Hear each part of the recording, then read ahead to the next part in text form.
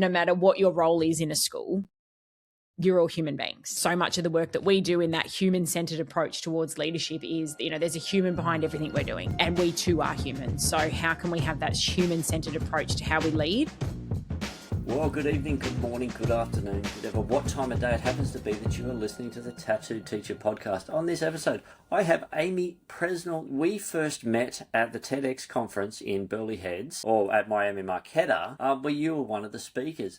But for our guests who are listening, Aimee, you are not just a TEDx speaker, you are an educator. You have worked in several schools, both in Australia but also overseas. But now at Newington College, you've worked at Tokyo International School. You are also, which is always fun, the host of the Wonders of Wellbeing podcast. But you are also the founder of Wellnest, your own business. But also, more importantly, you're a wife and mother as well. So you've got the joys of work, and then you've got just the fun-filled time when you get home. So Aimee, welcome to the show. Thanks so much. Thanks, Phil, for such a warm welcome. Well, I appreciate you coming on the show, and it was great to meet you face to face. It's always good. I really love meeting people in that face to face physical experience. I mean, digitally it's amazing, and I've met some amazing people, and I've got some amazing friendships and with people all around the world through the digital medium. But face to face is always an amazing opportunity. It really is. And that TEDx event, Michael and the team just put on such a wonderful collaboration of people and expertise and ideas, but just the room, wasn't it? It was just filled with such passionate educators that are keen to hear how we can do things differently. And there was just an energy about the room that, I don't feel like I've been in that energy for a while. So it was, they did an amazing event. And of course, it was lovely to meet yourself too in person.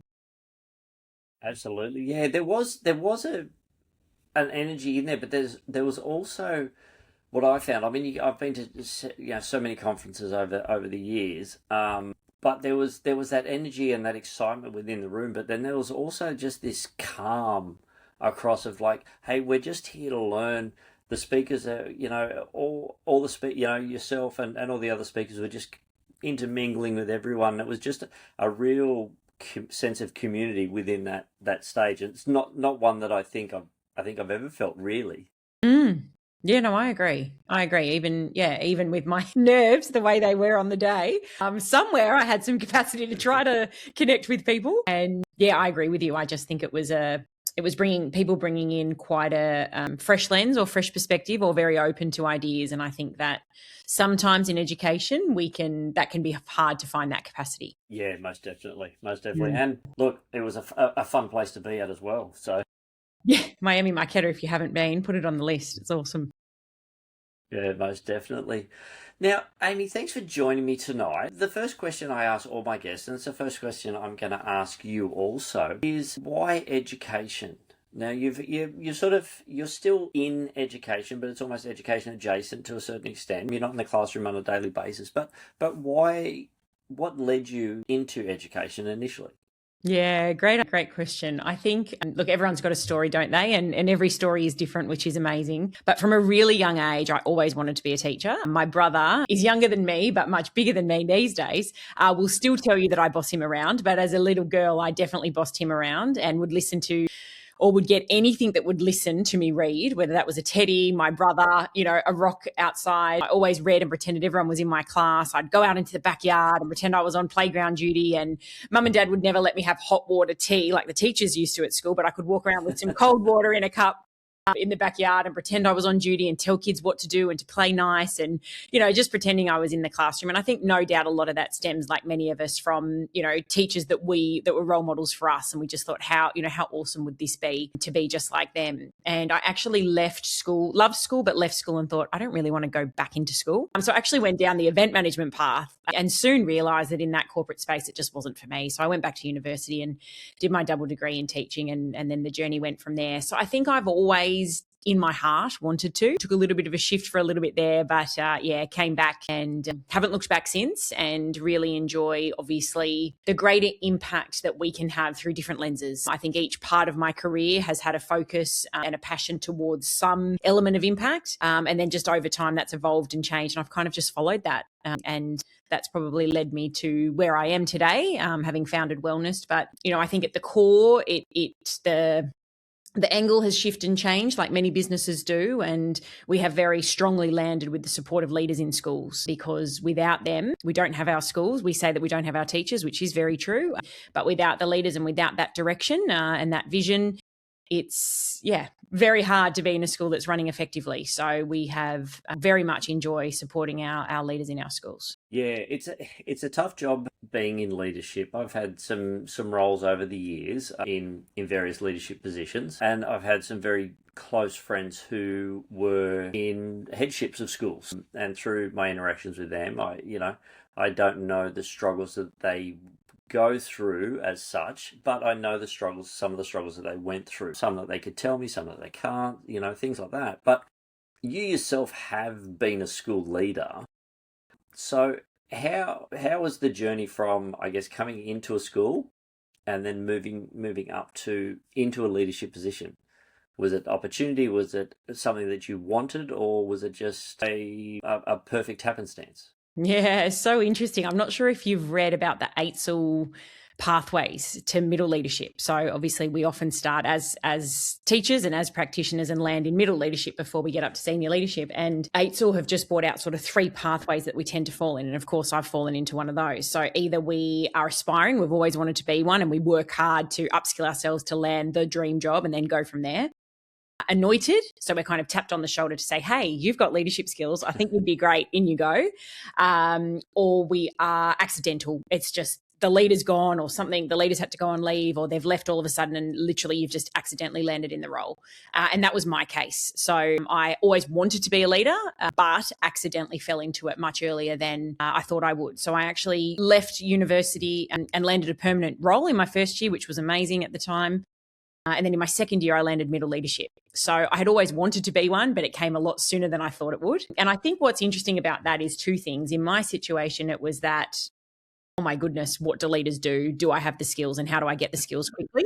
But also, how do you lead people that you were side by side with the day before? And I think we work a lot with senior leaders in what we do, but we also work a lot with middle leaders. And there's often a challenge in and around, how do I actually now not just lead, but how do I lead people that I was, of equal role description, of the day before. And now all of a sudden I'm leading them very quickly. So I think for me, that was probably the greatest challenge. And I think I'm definitely not alone in that. And that was probably my journey of getting to leadership quite quickly. Yeah, it's a funny thing, isn't it? That often early stage teachers just happen to be in the right place, right time. But also, they also have, I know a couple of young teachers who, within like yourself, a rapid space have progressed through the leadership, not necessarily because they wanted to as such, but it's like the opportunity arose. And I mean, I'm all for, if an opportunity's there, you take it, or you weigh it up and you go, is it right? Just because I can doesn't mean I should. I look at it that way. But do you think your journey through event management, because I've also worked in the hospitality space as well, and running bars, restaurants, 400 people sit down functions, so there's a lot of moving parts when it comes to that. So do you think that also helped in the logistics of leadership? Yeah, great question. I've never really thought about it that way. But yeah, I have no doubt that it definitely lended itself to where my strengths lie. But also through school, I took a lot of leadership opportunities. And I know that that's very different, but leading your peers, leading we won the house shield in year 12 for the house that I led, which I still claim as one of my greatest all-time achievements. But just the opportunities that I had through high school to lead, through SRC, through charities, and then of course through, the year 12 leadership team. And I think the skills that our schools are equipping us, our students with, the foundations of that. And I think I had always liked what leadership taught me. I've always wanted to bring people along on a journey. That's something that I've always enjoyed doing. And I think I think that passion and that drive helps learn skills that maybe for others that it's accidental and it was never a thought for them may take just a little bit longer. It doesn't mean that they won't get there at all. But I do think AITS will bring out, they've got some great research around the mindset, again, of how you land in leadership and actually the trajectory of your career with that mindset. Because so many sort of fall into it and kind of just stay into it with no real desire to ever go beyond the leadership that they're in middle, which is totally fine, but also don't really want to go back to just teaching either. So they're sort of just happy sitting. But the mindset in and around, how much they want to grow and how much they want to enhance their leadership skills sometimes can hinder whether or not actually they grow as a leader or not. And I think that there's a lot of work that we do around the mindset of how did your leaders get their roles? And therefore, how are we leading them as a senior leadership team differently, depending on how it is that they came into middle leadership? Yeah, because it's an interesting thing that you get into a position just because. And I know within schools, a lot of the time, depending on the school, longevity gives loyalty and loyalty gives position. So even if you don't actually want the spot, the school goes, "Well, you've been here 5 years. Yeah, let's give it to you." And all of a sudden you're going, "But hold on, I just want to be in the class. I love being in the classroom. I don't want to do this. I want to go back there." But it's like they coerced, in a way that it's like, no, you make a great leader. You'd be a great housemaster. You'd be a great, deputy or whatever it might be, a great head of department. And then they get caught in it, and then they get stuck in that rut, and they're successful, but they're not thriving. Yep, I think that's a great way to put it. And I also think the image of leadership, the narrative around leadership at the moment is not necessarily the most positive one. And so therefore our leadership pipeline is running somewhat dry. And there's lots of senior leaders we work with through different roles that they're looking for where actually no one internal wants to even go for it. Or they just think, I just don't think we've got anyone that, wants it or, has the desire to learn, to get the skills to do it. And I think that there's a real challenge and a problem that we've got in education, that our leadership pipeline is drying up because that narrative and vision and reality of the roles is often this, unrealistic expectations of the reality of what it takes to lead in a school. Yeah, and I think also not only what it takes, but also what it takes for you to lead, but also what it takes from you. What you have to give, the positions that you get placed in, the realities of the world that are coming at school leaders. It's almost no wonder that people are just going, no, I'm just going to stay in the classroom. As chaotic and as frenetic as it is, that's a safer option. That's a more sane option, to stay in the classroom rather than move into leadership. And I guess if you look at the research that Australian Catholic University is doing with their principal survey over the last sort of 14 years, I think it is now, some of the information that comes from that is quite confronting. It's very confronting. It is really confronting. Like, we're talking over 45% of current principals not thinking they'll still be in the role in the next 3 years. The statistics are pretty overwhelming. And it's not just our principals that particular data set is, but it's not just our principals that are questioning their own longevity and sustainability in their roles. And you know what's really interesting, Phil? I was chatting to a researcher just to sort of get that university perspective, I guess, around those that are, obviously upskilling and those that are doing their masters in educational leadership, and just getting their perspective from a university. And this person said to me, I don't think the system will do anything until we literally have no principals to take the roles. That's frightening. And that really stopped me in my tracks, because part of me sees where they were coming from. And another part of me that just went, oh my goodness, like, is that what it's actually going to take? And it was a very confronting conversation for me, and something I've still sat with. This was months ago, and it's still sitting in the forefront of my mind as a really powerful statement that has really left me wondering. Yeah, because you see, I see anyway, that a lot of the leadership positions, the heads of school positions, even in some quite prestigious schools, they used to almost be reserved for the patriarch. The older, wise, learned man does his 5 or 10 years. He doesn't get the position until he's at least 50, 55. He or she, I should say, until they're 55. And then, but now you're noticing there's heads of school who are getting that at 35, 40, 45. And, and then they're in it for such a long time or in it for a time. And then it's like, wow, this is unsustainable for this amount of time. What am I sacrificing? So are you seeing that more and more as well with the leaders that you work with, that they're getting younger? Yeah, absolutely. Absolutely. And I think the whole leading people part, people are more complicated than they've ever been. The world's more complicated than it's ever been. Leading people is more complicated than it's ever been. And so this whole idea of not only is it lived experience, but it's also the really high level of skill to be able to lead people effectively. And the reason that we founded Wellness was because I always felt that there was a lack of professional development in how you actually lead people. Human behavior, mindsets, like how do you shift people's perspective? How do you help people see things through a different lens? How do we help, those that may be resistant to change to see the good in what this will bring? And, all those things that there's so much and has always been so much professional development around, curriculum reform and curriculum drive and teaching and learning and pedagogy and, student behavior and all those sorts of things. Yet that lack of how do we actually bring people on this journey? How do we actually get our people and how do we lead our people well? And I think that the lived experience is at the moment almost equally as important is the people skills.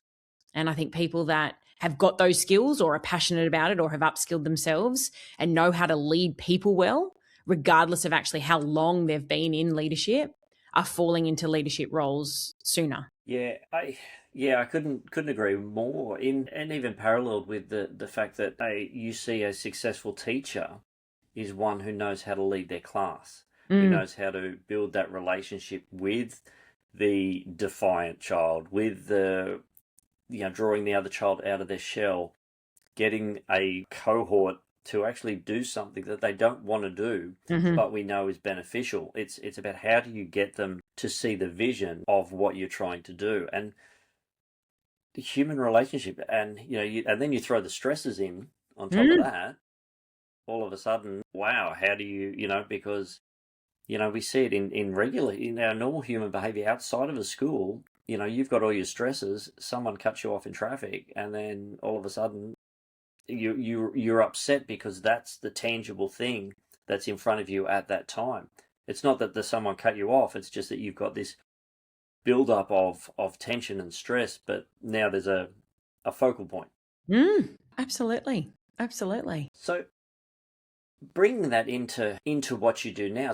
But you've also got the advantage of being a school leader, so that because there's a lot of people out there who I guess do similar things to you in the sense of building, coaching, leading, and doing all that sort of stuff, but might not have necessarily been in the job of a school leader or seen behind the curtain of what school leadership is.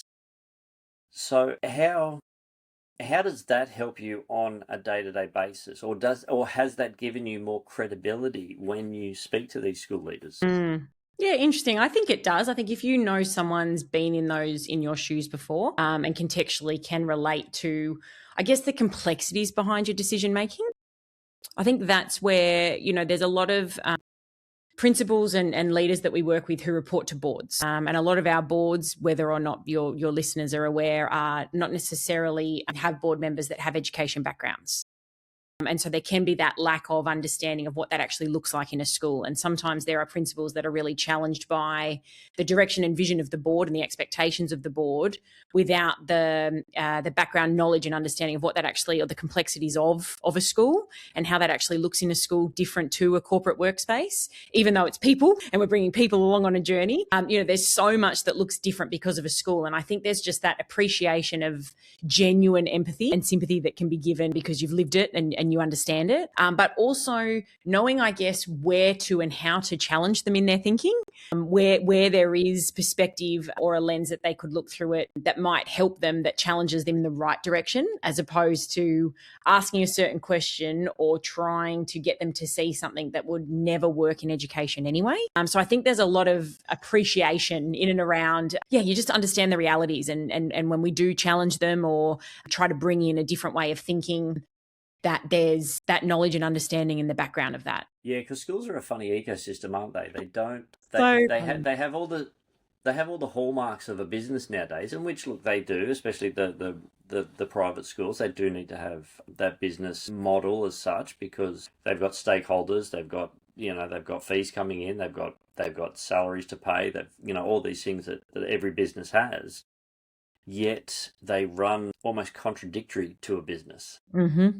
Whereas, the stakeholders, parents who are paying their fees, whilst important, are secondary to the students. And I've unfortunately been in a school where the board, you were mentioning the board didn't have it was a new school, didn't have that much experience within education, but they saw the parents as the primary stakeholders, rather than listening to what the head of school and looking at what is most valuable for the students. Mm-hmm. And so there was a lot of friction there.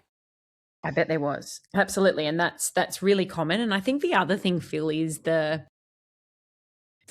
not just the cognitive load, but the emotional toll and the weight that comes with a lot of these decisions and a lot of the problems that they're solving, is when you feel like someone genuinely understands the weight of that emotion in the decision making in relation to not just the really heavy days, but just the putting on so many different hats within one day.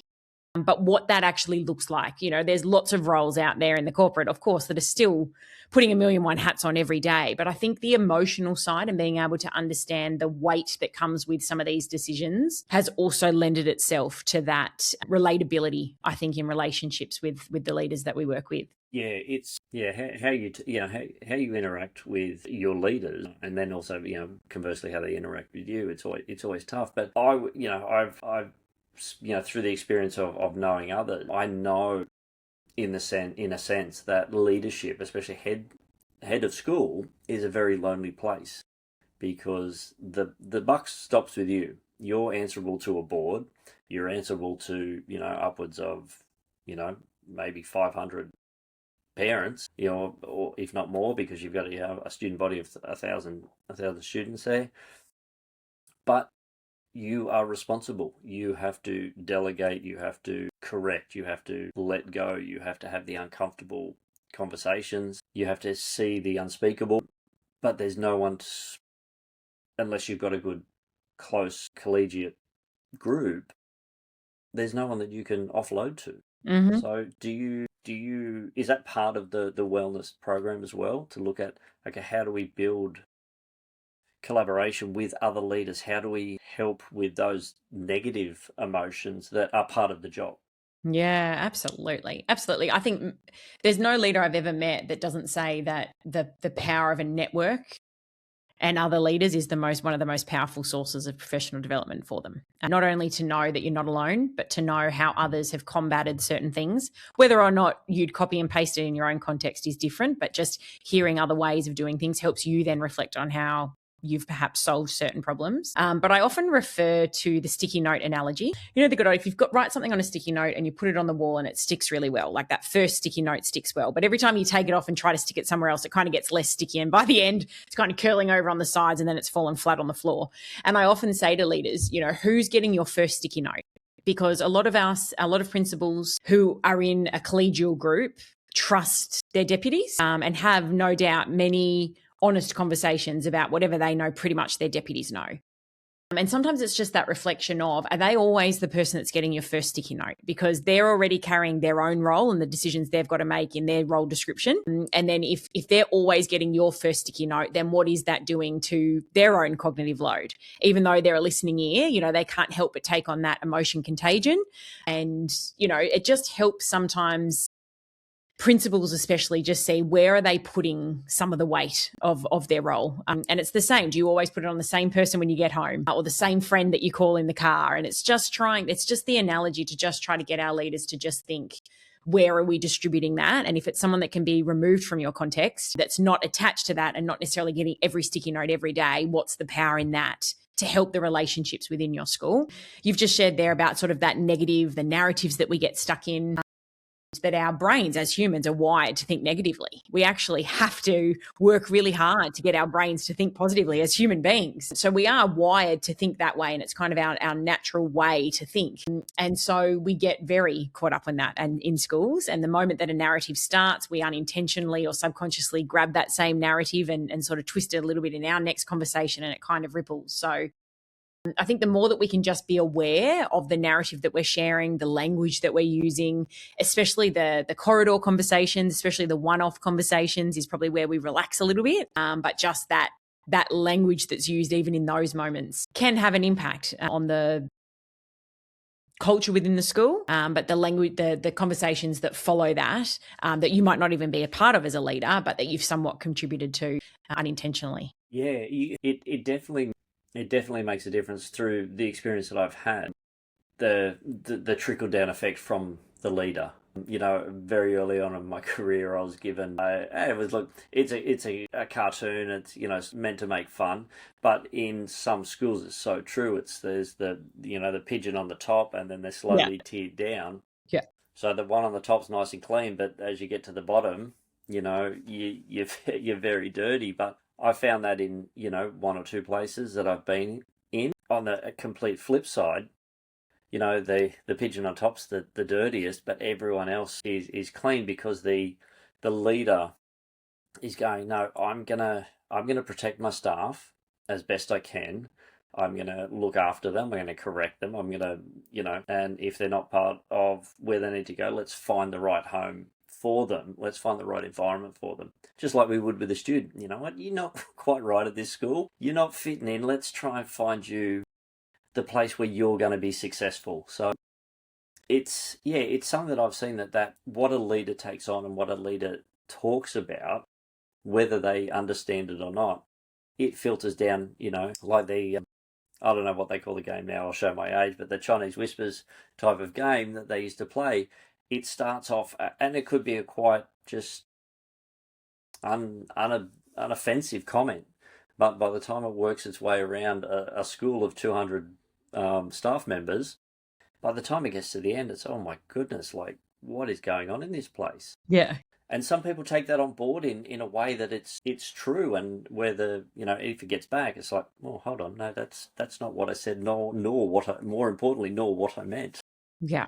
Absolutely. Oh, 100%. And I think one of the greatest challenges with the competing demands that we've got in education and what's sort of coming down from system leads and policy changes and practices and procedures and all the things that are constantly changing is how can we be transparent? Because the moment we're more transparent with our people, the less chitter-chatter there is, the less corridor talk there is. And it's actually more challenging than I think people realise to be transparent with a large group of people around collective goals. And, you know, I think as classroom teachers, we know, you know, how can we be transparent with our class, but how can we be transparent with the parents that we, you know, that we've got, that we lead, obviously, as teachers. That in itself can be really hard. But when you're trying to lead a whole school through some kind of change and trying to be transparent through that process as much as you can, because there are certain things leaders can share and there are certain things they can't for very good reason. And sometimes that can be hard to understand, I think, because we like all the context, we like all the details to know why a decision's been made. But I think, honestly, I just think the competing demands and then how actually do we transparently communicate is a serious skill and a lot of reflection. And it's not just a simple solution of, you know, we'll just be a little bit more honest. It's much bigger and broader than that. And I think that we do get caught in some toxic environments or create toxic environments or create uncertainty for people or a lack of clarity or mixed messages. And there's lots of different reasons why it can pitter-patter can start, but there's also a lot that we can do to prevent it.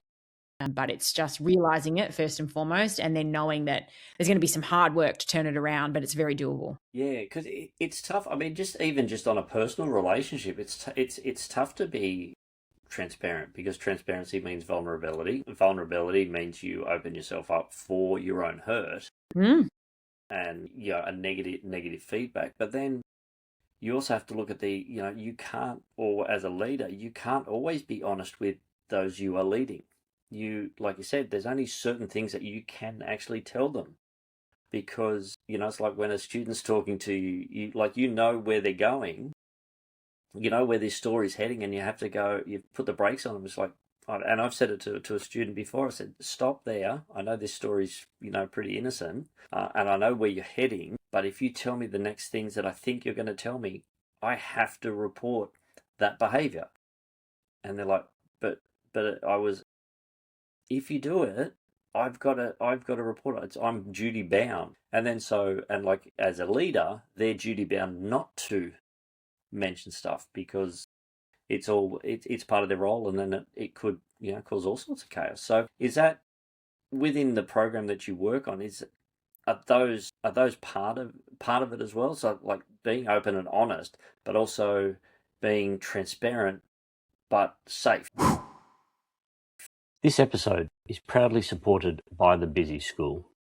Educators know better than anyone there's no one-size-fits-all when it comes to learning. And for some young people, the right environment can make all the difference. The Busy School supports Year 11 and 12 students who have disengaged from mainstream education, smaller classes, individual support, practical learning, and real pathways to work or further study. There are no fees, with uniforms, supplies, and meals included. That helps remove barriers so students can focus on building confidence, reconnecting with learning, and taking their next step. The Busy School is part of the Busy Group, a not-for-profit with almost 50 years experience supporting people through education, employment, and training. Find a campus near you at busyschools.qld.edu.au.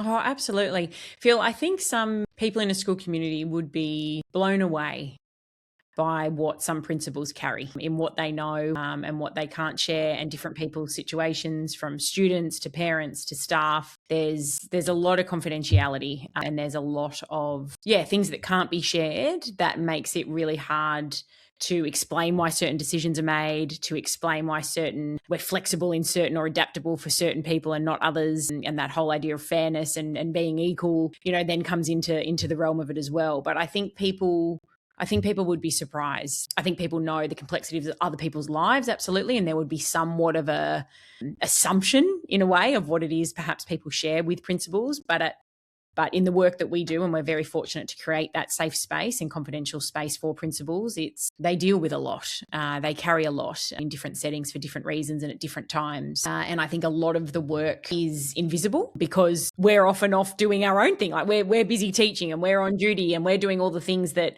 often are visible to leaders. But what's happening when you're doing all of that? And I think that invisibleness also creates a bit of tension. And we talk often about that, is how do we combat the visible side of what we do to ensure that there's trust in what it is that we're doing. If it looks like we're just sitting in our office, or we're constantly at meetings, or always got the door shut, or whatever it might be, that's that perceived perception, is the reality of what really is actually going on. I've got a great client that I've worked with for years now. He's a deputy principal, and he's got this great analogy of, or always references back to me, Aimee, what is my work?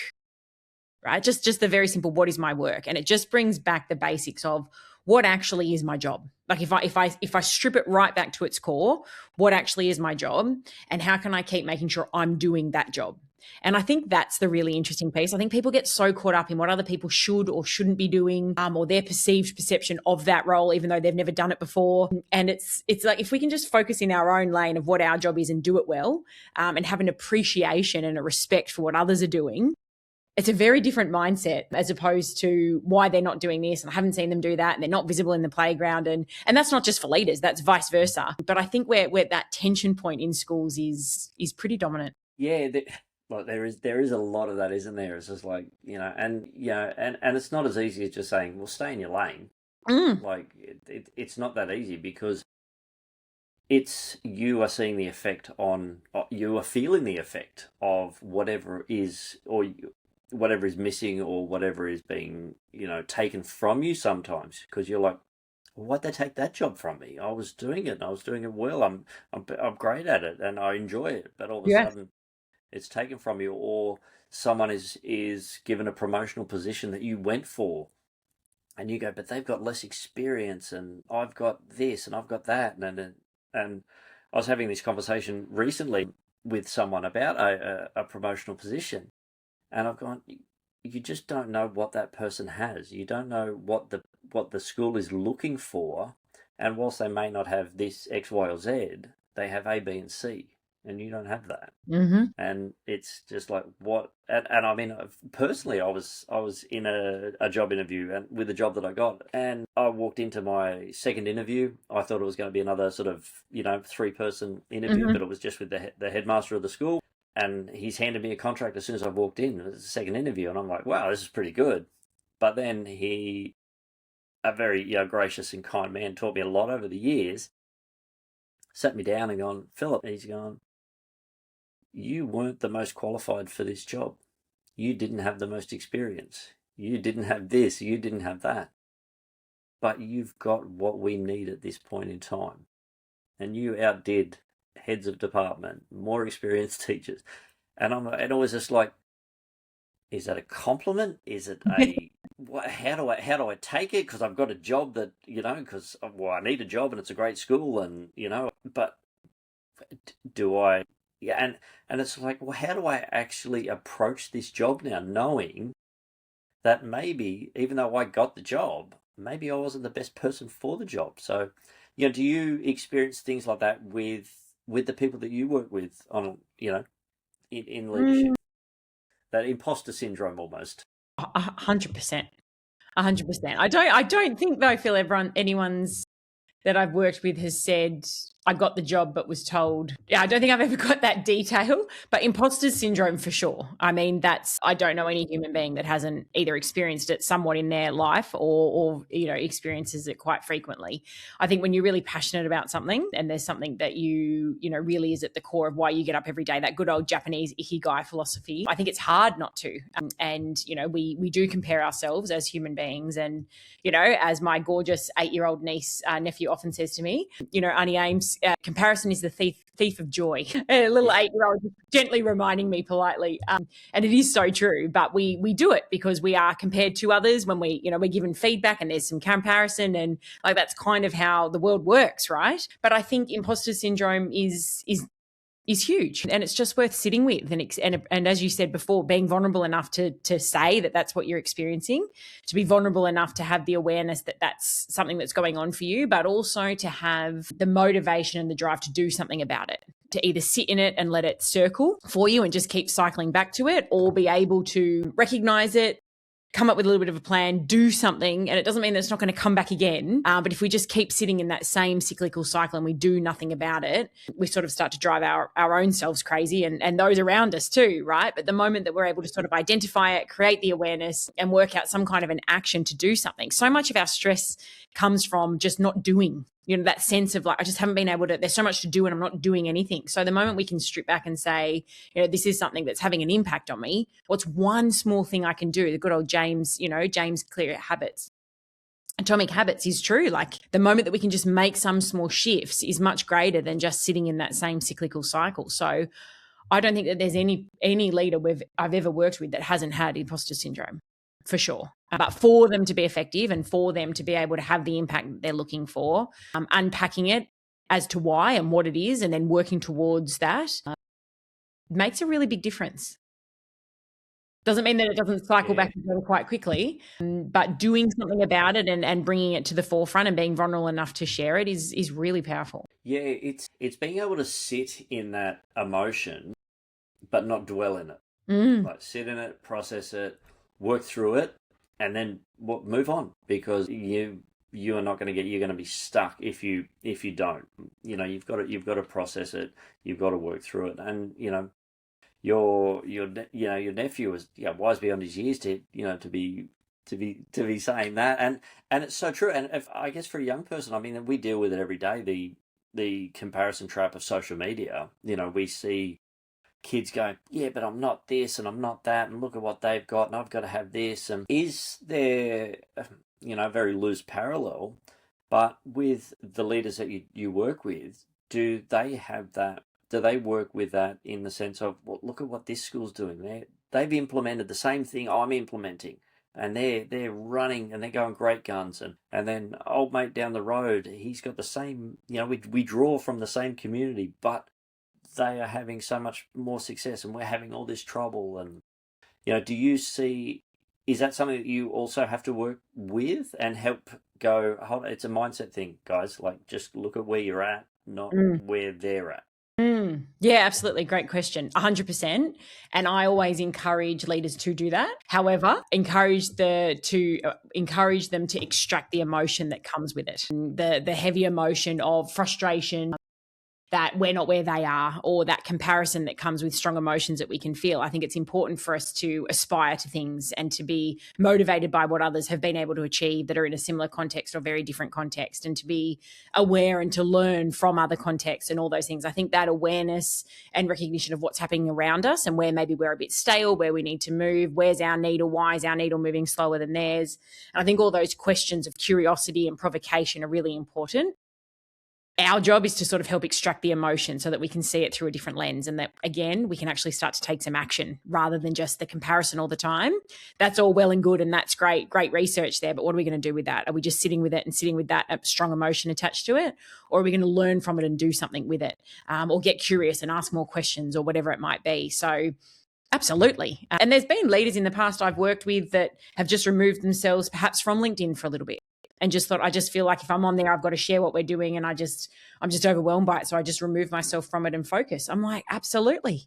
Get rid of it. You know yourself best. If you're starting to sense that something's having an impact in a negative way and you're struggling to control that, absolutely take a break from things like that. And then others get so inspired by it and use it regularly. So obviously it differs in different parts of your career and what's happening in your personal life. And then you add work on top of it. It can just be, too overwhelming to do all of it. So I think at the end of the day, it's, the same as, I guess, as teachers. I always thought that my teachers lived at school. When I was little, I was like, do you ever go home? Like, where do they sleep? Because all you ever do is see them at school, right? But it's just that gentle reminder that no matter what your role is in a school, you're all human beings. And, so much of the work that we do in that human-centered approach towards leadership is, there's a human behind everything we're doing. And we too are humans. So how can we have that human-centered approach to how we lead and have that really great awareness of, what does it take to be successful in leading people? Yeah. So, and you just answered my my question before I got to ask it. But I was going to say, so the 30-second elevator pitch, like wellness, like how does it work? And you've just answered that with the human-centered approach, and it's just.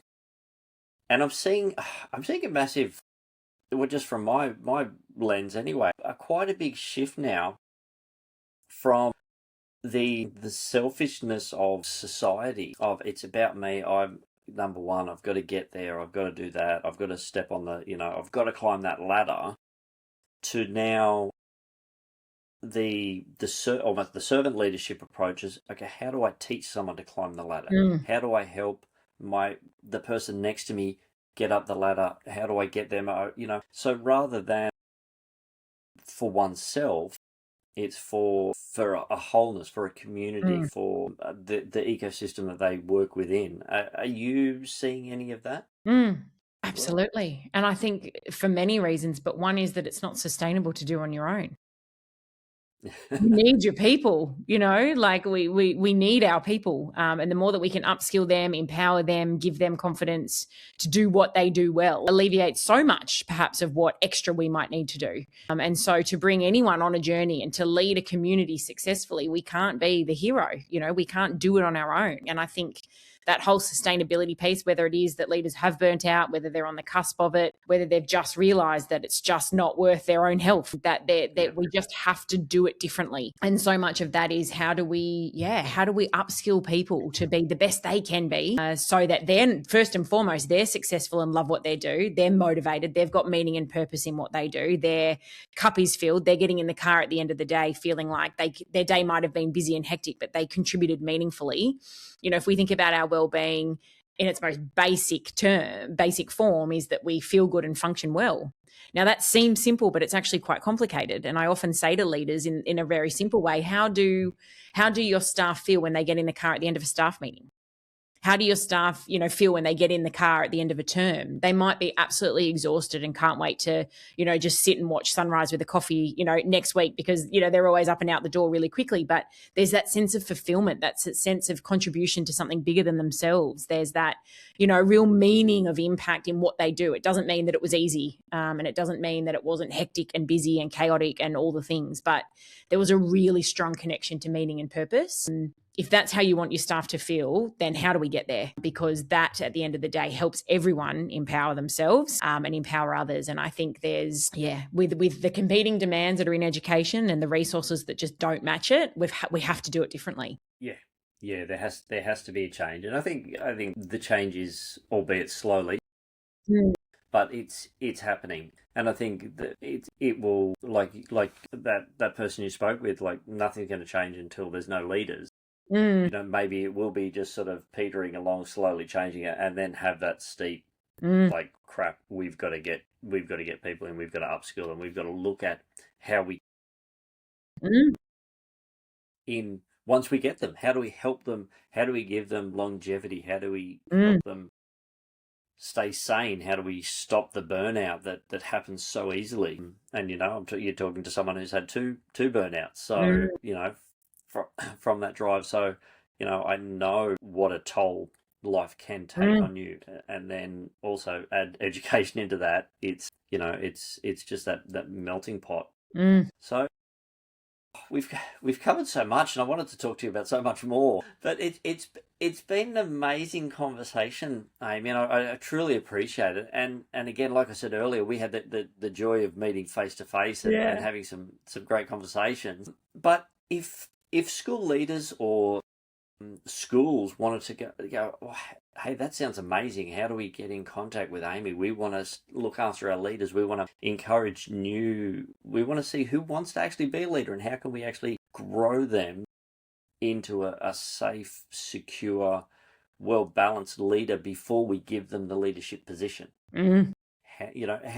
How would schools or individuals best get in contact with you? Yeah, absolutely. I think our website gives a lot of information, so that's an easy point, and maybe I can share it with you and you can pop it in the show notes for people. But well-nest.com.au really does give you sort of a plethora of things that we do. But I'm very active on LinkedIn. So jump on LinkedIn and send me a message and we can find a time to connect. I always say to people, of course, there's services and things we provide, but if I can just help over a conversation, I'm more than happy to do that. If there's something that you've got that's a challenge and there's something that, leaders we work with have used and it's helped, I'm more than happy to share it with someone. So if you're just feeling a little bit stuck or there's one particular thing you need help with, I'm more than happy to jump on calls with people and help them get that clarity and share anything that I think might be helpful. And then, of course, beyond that, if there's something that we can do with the service we provide, absolutely. So our website's a great point. But I'm very active on LinkedIn. So come on, follow us along or send me a message there and it would, be great to connect and chat. Yeah, I'll throw your link, your LinkedIn profile link and your website link into the show notes for people who are listening. Yeah, thank you. Now we've talked a lot about leadership and the challenges that are involved in leadership and things like that.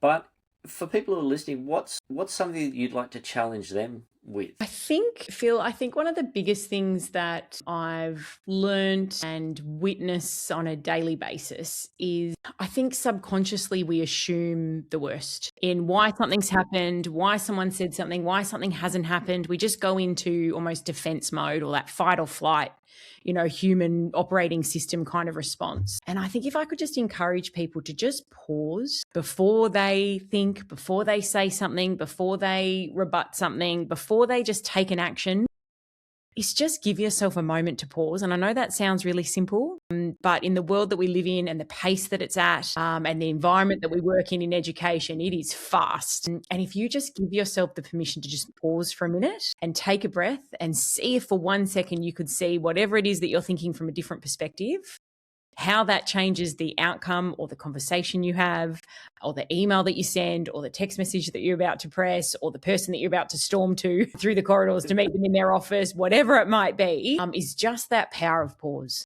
Yeah, that's a tough one. It's really hard. It is really hard, but the power of it and the intentionality of it and the awareness that it creates, we're human beings, we're not perfect. It's not going to happen every time. You're still going to do the things that are more reactive than they are proactive. But just having in the back of your mind, if I just paused for a second there before whatever it is that you are going to do, how would that shift the action that you're going to take? Yeah, another challenge for me as well, because to pause in education is difficult. Mm-hmm. It's very difficult. Definitely. And I think one of the bravest moves, Phil, some of the bravest things I think some of the leaders we work with do is pause. Yeah. You're able to reflect, you're able to take a breath. It's like when that thing where when your body's getting overwhelmed itself, you stop, you breathe, you focus on your breathing, you take, you do 16 breaths, and all of a sudden, hold on, I can look at this in a different way. So as hard as it is to go, stop, focus, and then you get a clarity that may not have been there before. Absolutely. But even if it's a response to something and it just needs another 24 hours, or it's an initiative that needs to be paused, I'm not just thinking about in the moment, give yourself 30 seconds and go. I'm talking about sort of bigger things beyond that too. But just that permission to pause is something that I just don't think we give ourselves permission to do. We just think it's not even an option. And there's many reasons people say, but that's not an option, Aimee, because this and this and this. And I say, well, it is an option. You're choosing the other way, and that's fine. If that's the best choice for the time, but you do actually have a choice to pause. You do actually have a chance to press pause on that if it's the right choice. So just encouraging more and more in a very fast-paced world as it is, and then you put working in education in that, and then you put the demands and resources and that lack of balance that we've got is encouraging yourself and others to just pause, however that looks, and as broad as that may be. But the benefits I see from that are significant. Yeah, I guess I was looking at it from my lens, but then to see, you're working with leaders every day, it's just like, hold on, you got to give yourself permission, because, that initiative doesn't have to roll tomorrow, because, and like you said, it is a choice. Whatever you say yes to, you're saying no to something else. So if you're saying no to that, you're saying, and almost by default, you're choosing. So that's a tough one. Yeah. And it also contradicts a little bit of that transparency around, but they're waiting and they're this. It's like, you can still communicate that. We need another 24 hours to, resolve that, or, we'll discuss, this is getting pushed to whenever. Like, the transparency can still exist. The communication is key. But at the end of the day, the pressure we put on ourselves around that, there is in some incidences, of course, it's context, context is key. But, it's in many contexts, it's actually the most courageous thing you can do. Yeah, definitely. I'll have to take that one on board for sure. Now, my last question for you, Aimee, and it wouldn't be the Tattoo Teacher podcast if I didn't ask you, Aimee, do you have any tattoos? I do not. However, my brother is training or in the process of becoming a tattoo artist, and he's currently doing it on pigskin, I think, and he's got all of his kit. And my dad has said to him, I want to be your first skin tattoo. So that's my contribution there. I don't personally have one, but I've got a brother that's very passionate about it, and a dad that said, hey, bro, when it's time to go on human skin, I'm your first person, which I just think is beautiful. So whilst I don't, it's in the family. Excellent. I love it. Hey, close enough is good enough for me. Yeah, absolutely. Well, Aimee, thank you so much for your time. Thank you for all you're doing for education, for the leaders who are doing it tough day in, day out. And whilst us teachers are able to have a bit of a break, leaders not so much necessarily. But thank you for what you're doing, for all that you invest, for all that you've invested in education, but what you also do to keep good people in that space so that we can help lead our young people to their level of success.